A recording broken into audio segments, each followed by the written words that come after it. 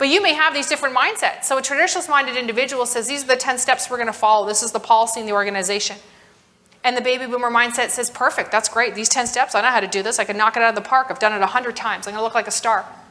And your Gen Xer joins the conversation and they say, come on, guys, 10 steps. Let's skip steps through 3 through about 7.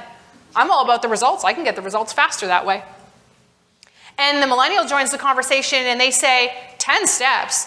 Are we not using technology better in this firm? Why can't we shorten that? Make it 5 steps. And by the way, are these the same 10 steps we talked about last quarter? Why haven't we updated anything by now? Why are we so slow around here? So we can recognize these we can recognize these differences, but I highlight them not because we are that different. We all are loyal. We all respect authority. We all have a work style.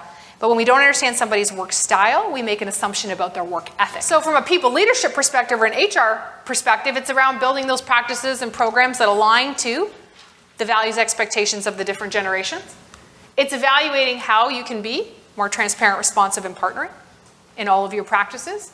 It's acting for that champion to increase organizational engagement. You are that voice internally to say, these are why these practices matter, the things that we do. The reason why senior leaders care about this is it impacts the bottom line. And they know that if they don't get it right, the cost is high. We don't suggest that you create 4 different strategies.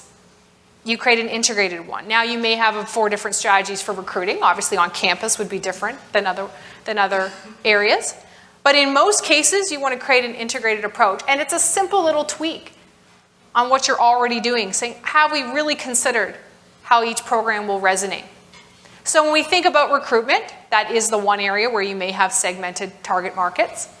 But how do you tell that story that might appeal to the different generations? What key messages do you use? What language do you use? What medium you use? So the social media, the great thing about millennials is that they're incredible viral marketers with their pack. If they think you're a great place to work, you're never going to have a challenge recruiting because they're going to tell all 700 or 900 or 7,000 friends.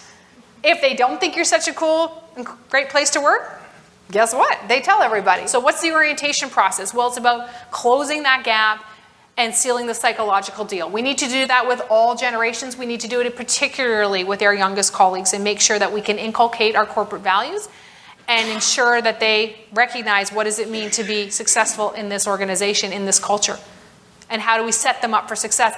And finally, mentoring. For us, we believe that the old model of mentoring is dead, as I'm sure many of you do, but it was come under my wing, Sonny, right? Let me shape you in the image of me. I don't think baby boomers liked it. They were like, okay, fine. Gen Xers were thinking, I don't even want to be you. This doesn't inspire me. And the millennial today says, fantastic, you should want to be a lot more like me. So how do we pair up more experience with less experience, and how do we have that cross-learning and cross-sharing in an informal way and, in some cases, a more formal, structured way?